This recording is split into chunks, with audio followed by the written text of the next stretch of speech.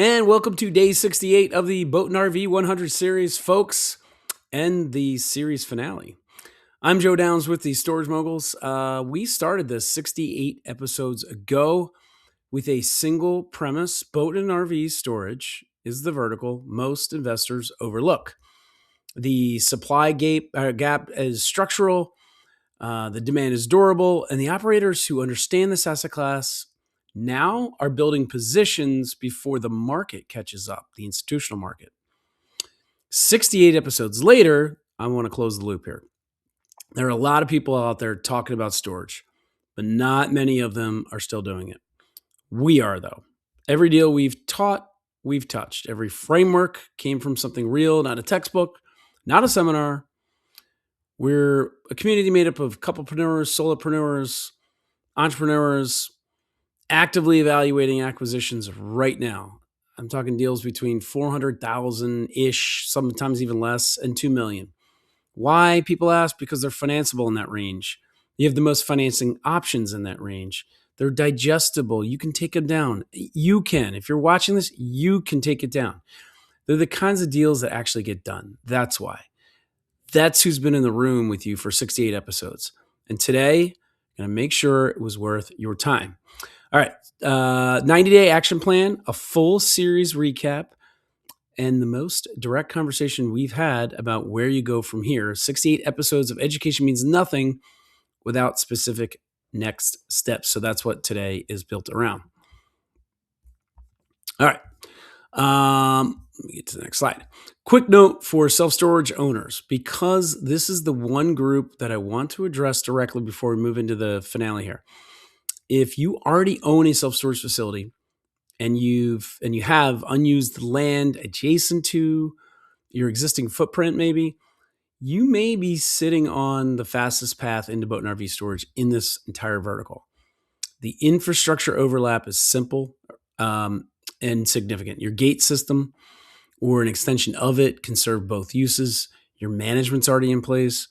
Your permitting process is a conversation about adding a use to an existing property, not starting from scratch. And you might already have the use. And your existing tenant base includes boat and RV owners who are currently storing elsewhere. So here's 3 questions to ask. Does your zoning allow both uses on the same parcel? Do you have enough land for 50 to 60 foot drive aisles? Can your gate and security infrastructure be shared or reasonably duplicated? If the answer to all 3 is yes, the financial model is incremental revenue on a capital investment that goes into land and structures only. No new management layer, no new lease up from zero. That is often the best return per dollar anywhere in the outdoor storage portfolio. If you're a self-storage owner, take those 3 questions to your municipality and your attorney this week. That conversation is the due diligence first step. All right. Here's your 90-day action plan, because education without a plan is entertainment. And here are the specific steps in order. Week 1 and 2, select your target market. You're going to be looking at HOA density, proximity to waterways, income demographics. Talk to boat and RV dealers in that market. Have 3 conversations of 30 minutes each if you can. They'll tell you where the demand is better than any market study. Week 3 and 4, identify facility owners, use county assessor records for outdoor storage parcels, build a list of 10 owners. Then begin direct outreach. Phone calls are better than mail for this category of seller. So don't be shy. Pick up the phone. They're very friendly people. Week 5 and 6, underwrite whatever surfaces. Build your first pro forma. Don't forget the seasonal revenue model, month by month, not an annual average. Use a realistic vacancy assumption and covered storage additions as value add scenarios if possible. Week 7 and 8, find a community bank or lender contact in your target market, not a national lender, a local bank that understands the market and also who might have relationships with operators in it.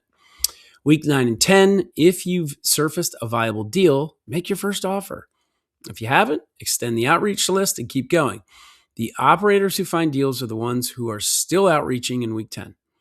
Week 11 and 12, if you have a deal under LOI, now you start your due diligence. Don't forget the drive aisles, measure them, review 24 months of monthly rent roll data at least, get the seasonal occupancy picture. The operators who close are the ones who verified what they are buying. As a recap, here's the series arc. 68 episodes synthesized into 5 themes. Section 1 is the opportunity is structural, not cyclical. The supply gap has been compounding for 20 years. HOA bans are permanent. COVID accelerated recreational vehicle ownership, and it isn't reversing. Operators who understand this vertical now are building positions before institutional capital catches up. Section 2, the deals are in the relationships. The acquisitions come from direct outreach to owners, marina operators, and the dealer networks who know which facilities are underperforming and which ones are ready to talk. Section 3, lenders can be educated. Community banks and SBA lenders will finance this asset class when you give them a clear seasonal model and a market narrative that they can follow. The operators who close financing are the ones who did the lender education work first. Section 4, operations, rewards, practitioners. The seasonal cycle, tenant community, the one-call resolution standard. These are the operational realities that separate facilities that retain tenants from the ones that grind. And Section 5, revenue optimization is available right now. Rate structure, covered storage, amenity revenue, retention calendar, phone conversations. The 15% NOI improvement is in your existing footprint. Most operators haven't touched their rate structure in 18 months. And here's 3 things I'd want every person in this session to walk away knowing. First, the window's open, but it won't stay open forever. This vertical is where self-storage was 20 years ago. The operators who build positions now will have assets that appreciate as institutional capital enters the market. The ones who wait will be competing against that capital.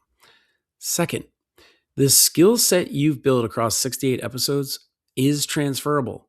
Boat and RV storage is your foundation. The adjacent plays, marina partnerships, RV parks, industrial outdoor storage, all build on the same operational foundation. You're not starting over. You're expanding the surface area of what you already know how to do. Third, the community matters. The operators who build fastest are the ones who have other operators in their network, not professors, not theorists, not gurus who hold masterminds, but practitioners who are in deals right now and will share what they're finding. That's the room we've built at storagemoguls.ai. It's full of real people doing real deals, getting real results. So you might be wondering what comes next in the Storage Moguls vertical library.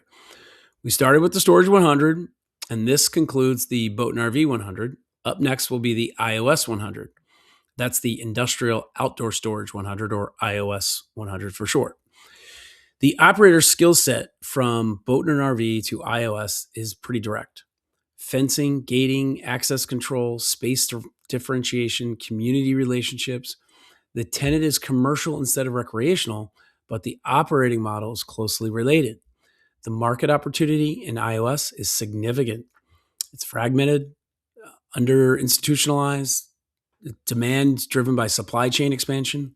If you built the Boat and RV foundation, you're well positioned to enter iOS when that series launches. Beyond self-storage, Boat and RV storage, and iOS storage, the Storage Moguls vertical library is being built around the outdoor, industrial, and business storage asset classes that institutional capital is only beginning to notice and hasn't fully entered yet. The moguls in our community will have seen each vertical before the market catches up. Here's the frame. We did 68 episodes across 5 sections, the full arc from understanding the opportunity to optimizing the portfolio. And here's the bottom line. This vertical rewards practitioners, operators who understand the seasonal cycle, who know how to serve the outdoor lifestyle customer, who have built the systems and the community relationships. Those operators outperform. You now have the playbook. The rest is execution. If you want to execute well, you should become a mogul. All right, well, that's a wrap on the Boat and RV 100 series. Thanks for joining me on all 68 episodes. What you do with it is entirely up to you. Please like this video if the series gives you a real picture of what it takes to operate in this vertical. Subscribe so you don't miss the iOS 100 series. It's coming soon, so you need to subscribe so you don't miss it.